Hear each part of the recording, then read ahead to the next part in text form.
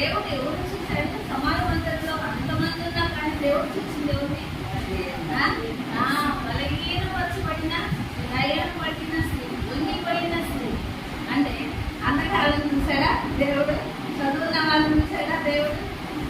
ఎవరు చూశాడు దేవుడు? అంతకాలం చూడలేదు, చదువున్న వాళ్ళని చూడలేదు, ఆస్తి పరులని చూడలేదు, ఇంక ఎవరిని చూడలేదు. కానీ చూసింది ఎవరిని? నా మనసు ఎవరు చదవలేదని, లేకపోతే ఆంగ్లేయులని, లేకపోతే నాకు ఆస్తి లేదని, లేకపోతే మేము అన్నింటిలో వెనకబడిన వారమని, బలహీనమని, రోగులని ఏదో ఒకటి అనుకుంటా ఉన్నారు. కానీ దేవుడు చూసిన వారు ధన్యులు కదా. దేవుడు చూసిన వారు ధన్యులు. ఈయన కూడా అలాంటి ధన్యులు కలిగి కదా. చూడండి 11వ లాస్ట్ లైన్లో యేసు ఆమెను చూసి రమ్మని చూచాడు, దగ్గరికి. దేవుని యొక్క ప్రణాళిక, దేవుని యొక్క ఉద్దేశం ఏంటంటే బాధపడుతున్న వారు, వేదనతో ఉన్న వారిని విడిచిపెట్టని అలా వంగిపోయి నడవలేని స్థితిలో, బలహీనపరచబడిన ఆ స్థితిలో ఉన్న ఆమెను చూచి అలా వదిలి వెళ్ళిపోవడం దేవునికి ఇష్టం లేదు.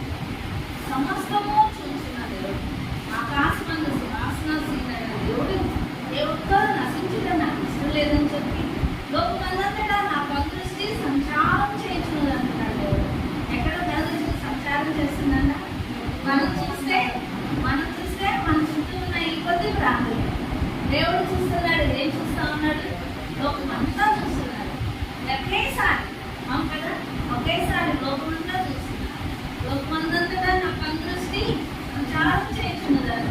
ఆయన కనుదృష్టిలో నీవు ఉన్నట్లయితే దేవుడు నిన్ను పిలిచి బాగు చేయాలని దేవుని యొక్క చేశాడు. అందుకే ఆయన చూచి ఆయన కనుదృష్టి ఎక్కడ పడింది? బలహీనపరచబడిన దయ్యం పడిన ఆ స్త్రీ మీద పడింది. వెంటనే ఆ స్త్రీని చూచాడు. చూచిన వెంటనే రమ్మని పిలిచాడు. పిలిచిన వెంటనే ఏం చేస్తా వచ్చాడు? చూడండి 12వ వచనంలో, అమ్మా నీ బలహీనత నుండి విడుదల పొంది ఉన్నామని ఆమెతో చెప్పి ఆమె మీద చేసి ఉంచగానే ఆమె చక్కగా నిలవబడి దేవుని న్యాయపరిచింది. ఇక్కడ ఆమె బలహీనత పెట్టాలి. ఆ బలహీనత నుండి విడుదల పొంది ఉన్నావు అని దేవుడు చెప్తారు. దేవుడు కూడా మన జీవితంలో కూడా ఒకవేళ దేవుడు మన ఈ లోకమంతా సంచారం చేసిన కనుదృష్టి మన మీద వచ్చి దేవుడు మన బలహీనతల నుంచి, మన యొక్క రోగాల నుంచి, మనకున్న సమస్యల నుంచి, మనకున్న ఇబ్బందుల నుంచి, మనకున్న అవమానాల నుంచి, మనకున్న నిందల నుంచి, అమ్మా వీటన్నిటి నుంచి విడిపించబడి ఉన్నావు అని దేవుడు మాట్లాడుతూ ఉన్నాడు. ఏమంటా ఉన్నాడు? ఈ బలహీనత నుంచి నువ్వు విడుదల అన్న అంటే చూడండి, ఎందుకు అనుకున్నాడు చూడండి. ఇక్కడ చూడండి, ఆమె మీద చేతులు ఉంచగానే ఆమె చక్కగా నిలబడి దేవుని మానపరిచి ఆమెను చూచాడు, రమ్మని పిలిచాడు, ఆమెతో మాట్లాడాడు కదా. మళ్ళా ఆమెపై చేతులు దేవుడు చేసిన అద్భుత కార్యాలు. ఆ సమయంలో అమ్మ అక్కడే నిలబడిన ఆమెతోటి అమ్మ నువ్వు స్వస్థత పొందుతావో ఎల్లు అని చెప్పలేదు. ఆమెను పిలిచాడు, పిలిచాడు, ఆమెపై చేతులు. అంటే దేవుడికి ఏ సమయంలో చేతులు ఇచ్చారు, దేవుడు మాట్లాడాలి. వస్త్రం చెంగు ముట్టిన వెంటనే ఒక స్త్రీ 12 సంవత్సరాల నుంచి రక్తస్రావం కలిగిన స్త్రీ స్వస్థమైంది. దేవుడు ఆమెతో మాట్లాడలేదు, ఆమెను చూడలేదు కదా. ఆమె ఎవరో తెలియదు. అయితే దేవుడు ఆమెను చూడబడిన ఆమె చూసి ఆ వస్త్రం చెంగు బాగుపడుతుంది. అలా మనము దేవుడి సన్నిధికి వచ్చి దేవుడు మొదలుపెట్టిన ఎవరో లేదు. కనాను స్త్రీ ఏం చేసింది? ఆమె వచ్చింది దేవుడితో, ఆమె ఇదే వరకు పెట్టబడుతుంది. దేవుడు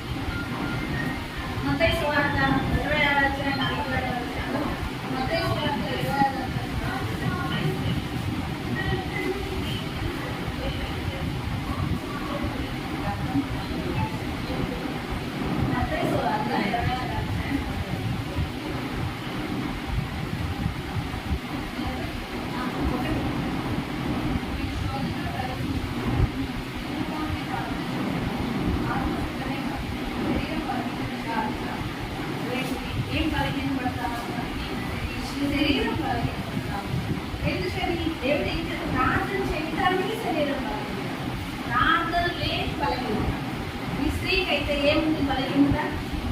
ఏముంది? బలహీనపరచబడే దెయ్యం ఉంది. నడవలేని స్థితిలో ఉండిపోయిన, నిలబడలేని స్థితిలో, నడవలేని స్థితిలో, నిలబడలేని స్థితిలో ఉండిపోయింది. మనకైతే ఎలాంటి బలహీనత ఉంటుంది అని దేవుడు ఇక్కడ మాట్లాడుతూ ఉన్నాడంటే చూడండి 47లో, మీరు సోదరులో ప్రవేశించకూడనట్టు వెలుగుగా ఉండి ప్రార్థన చేయండి. ఆత్మ శరీరమే కానీ, ఆత్మ సిద్ధమే కానీ శరీరము బలహీనమని పెద్దలో అంటే మెలకుగా ఉండి ప్రార్థన చేయకపోతే ఏమవుతుంది? బలహీన కదా. అంటే మనలో ఉన్న ఇప్పుడు బలహీనత ఏంటి? ప్రార్థన. అలాంటి ప్రార్థన లేకపోతే ఏమవుతుందంటే మనము బలహీన పడిపోతాం. బలహీన పడిపోతే మనకు కూడా ఏమైపోయిందంటే ఇప్పుడు గ్రహించిపోయింది కదా. అయితే చూడండి, ఇంకా చూడండి ఇంకో పాట బ్రహ్మ పుస్తకం 8వ అధ్యాయం 26వ వచనం. బ్రహ్మ పుస్తకం 8వ అధ్యాయం 26వ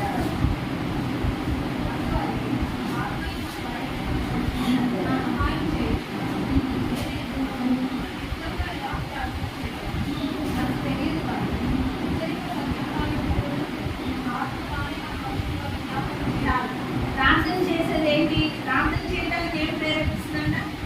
ఆత్మ. దేవుని ఆత్మ మన బలహీనత గురించి సహాయం చేస్తాం. దేవుని ఆత్మ లేచి ప్రార్థన చేసుకొని మనల్ని హెచ్చరిస్తాం. అవును కదా. గ్రహించారు ఎప్పుడైనా?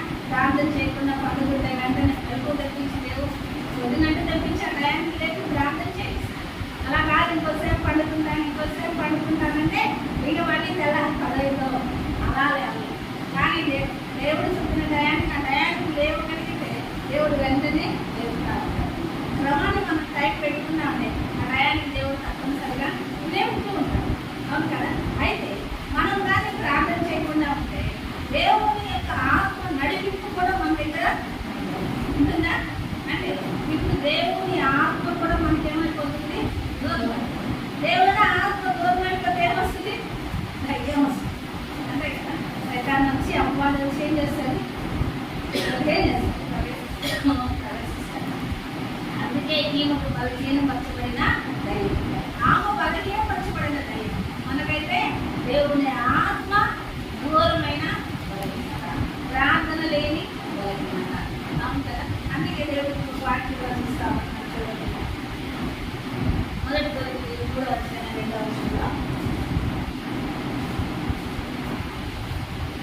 మొదటి కొరింథీయులకు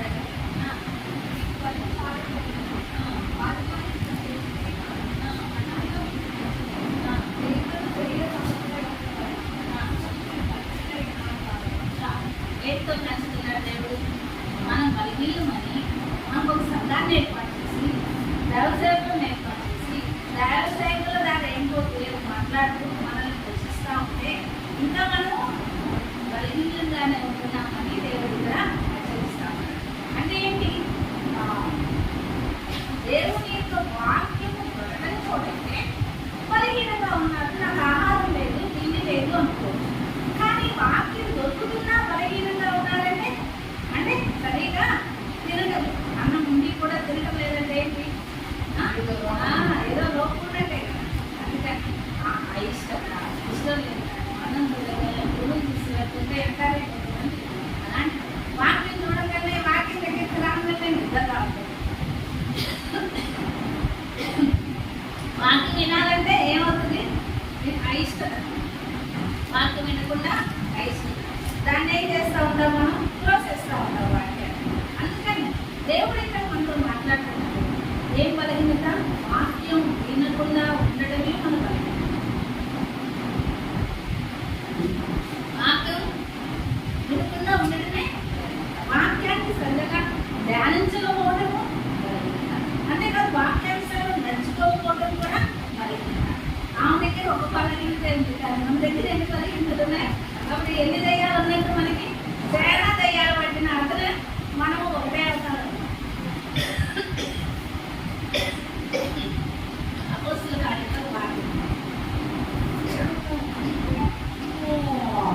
అపోస్తుల కార్యాలు 14వ అధ్యాయం. అపోస్తుల కార్యాలు 14వ అధ్యాయం 7వ వచనం.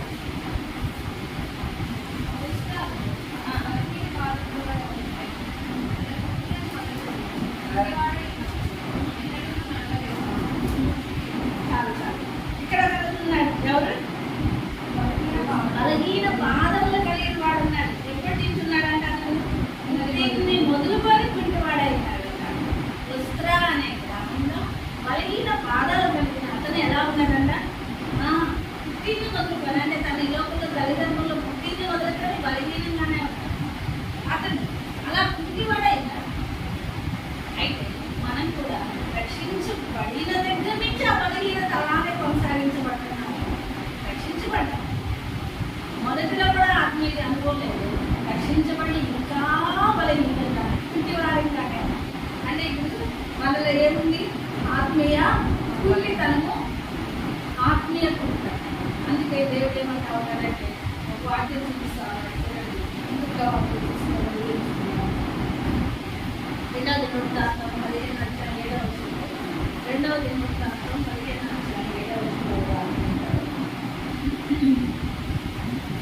రెండవ దినవృత్తాంతం 15:7. బలహీన కాక ధైర్యము వహించి. ఎలా ఉండాలన్నా మనం ఇప్పుడు బలహీనము కావద్దు. అందుకే ఏమంటా ఉన్నాడంటే ధైర్యంగా బలహీనగా ఉండదు, ప్రార్థనలో బలహీనంగా ఉండదు, వాక్య పురుషులో బలహీనంగా ఉండదు. అంతేకాదు దేవుని ఆత్మ మన నుండి దూరమయ్యే బలహీనత దేవుని ఆత్మ మనం నడిపిస్తూ ఉంటుంది. అందుకే ధైర్యంగా ఉండండి, శత్రువుకి చోటు ఉండండి. అందుకే మీరేం ఎలా ఉండాలి? మన కార్య సఫలం అవ్వాలంటే ఎలా ఉండాలి? బలవంతులంగా ఉండాలి. మన కార్యం సఫలం అవ్వాలంటే ఏం చేయాలి? బలహీనంగా ఉండాలా, బలవంతులుగా ఉండాలా? బలహీనంగా ఉండాలి. మన కార్యము అంటే ప్రార్థన లేకుండా, వాక్యం లేకుండా, ఆత్మ నడిపించలేకుండా, నిద్ర మొదలు గుర్తివారంగా ఉన్నట్లయితే మనం ఏదైతే అనుకుంటున్నామో ఆ కార్యము సఫలము దేవుడు మన పక్షాన చేయదలుచుకున్న కార్యం. లేకపోతే మనం దేవుడి విషయంలో ఏదైతే అడుగుతున్నామో ఆ కార్యం, దేవుడి దగ్గర ఏదైతే అనుకున్నామో ఆ కార్యం నెరవేర్చబడాలని మనం ఎలా ఉండాలి? ఎలా ఉండాలి? బలవంతులమై ధైర్యంగా, నా దేవుడు నాకున్నాడని ధైర్యంగా కదా. బలవంతులమై ఆత్మీయ జీవితంలో బలవంతులమైనప్పుడే ఆ ధైర్యం వస్తుంది. ఆత్మీయ జీవితంలో బలవంతులం కాకపోతే ధైర్యం అనేది ఎప్పుడు విచారం. అందుకే ధైర్యం రావాలంటే ఎలా ఉండాలి? మీరు అందుకే దేవుడు అన్నాడు సింహం వలె ధైర్యంగా ఉండాలని. దేవుని బిడ్డలు ఎందుకు దేవుడు అన్నాడు?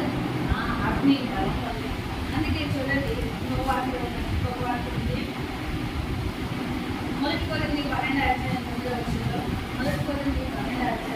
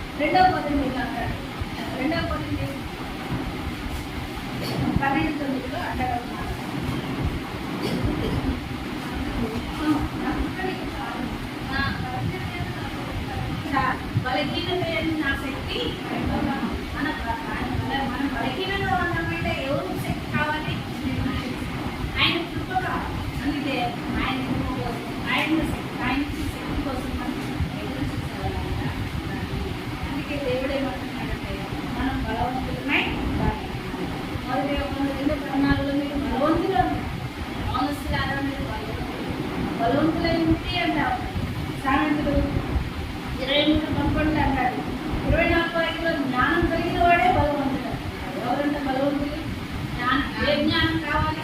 దేవుని నడిపించుకోవాలి. అరే బలవంతులు అన్నాడు అంతే. 2వ కొరింథీయులు అన్నాడు, బలవంతులను సిగ్గుపరచుటకు దేవుడు బలహీనమే. బలవంతులైన మనం సిగ్గుపరచడానికి ఏర్పాటు చేస్తున్నాడు దేవుడు. బలహీనమైన మనం బలవంతులుగా ధైర్యంగా ఉండాలని దేవుని యొక్క ఉద్దేశం. అందుకే చూడండి సామెతలు 23:11 అంటాడు, ఏమంటారు?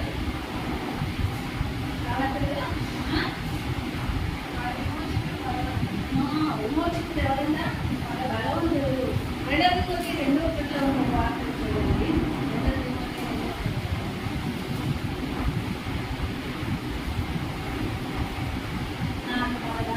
క్రీస్తు యేసును కృప చేత బలవంతులకు దేవుని ఆత్మ చేత, దేవుడిచ్చే శక్తి చేత, దేవుడిచ్చే కృప చేత బలవంతులుగా ఉండాలని దేవుని యొక్క ఎప్పుడు ఉండిపోయినట్టు నడవలేని బలహీనంగా ఉండటం దేవునికి ఇష్టము. బలహీనలు ఎలా అవుతామో మనం ప్రార్థన లేనందువల్ల, వాక్యాన్ని లేనందువల్ల, వాక్యాన్ని వినకుండా నిద్రవంతులంగా ఉంటున్నందువల్ల దేవుని ఆత్మ మనల్ని దూరమైనప్పుడు, దేవుని ఆత్మ ఎప్పుడైపోతుంది? దేవుని ఆత్మ ఎప్పుడు దూరం అయిపోతుంది? దేవుడు మనతో సహవాసం చేయకపోతే దేవుడు దూరం అయిపోతాడు. ఏం చేస్తాం? శత్రువు వచ్చి మనలో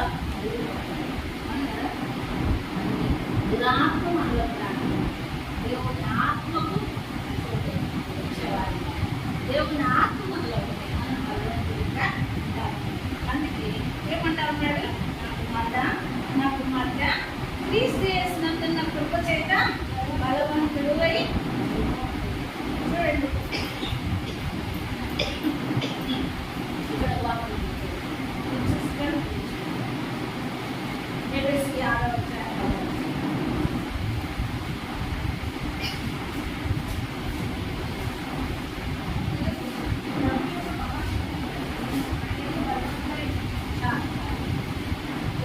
ప్రభు యొక్క మహాశక్తిని బట్టి ఆయన యొక్క దేవుడు చెప్పేది ఎవరు బలం ఇచ్చేవారు, ఎవరు శక్తి ఇచ్చేవారు? మన జ్ఞానము, మన తెలివి, మన ఆస్తి, మన అన్నము, మన చదువు దేనికి దానికి ఆయన శక్తిని బట్టి మనం ఇవన్నిటిని కోల్పోయింది. కాబట్టి ఆ స్త్రీ బలహీనత. అందుకే దేవుడు మళ్ళా పిలిచి ఆమెకి బలాన్ని అనుగ్రహిస్తాడు. ఒకవేళ మనం ఇంకా బలహీనంగా ఉంటే దేవుడిని దేవుడు మనల్ని చూసి ఏం చేస్తాడు? మనల్ని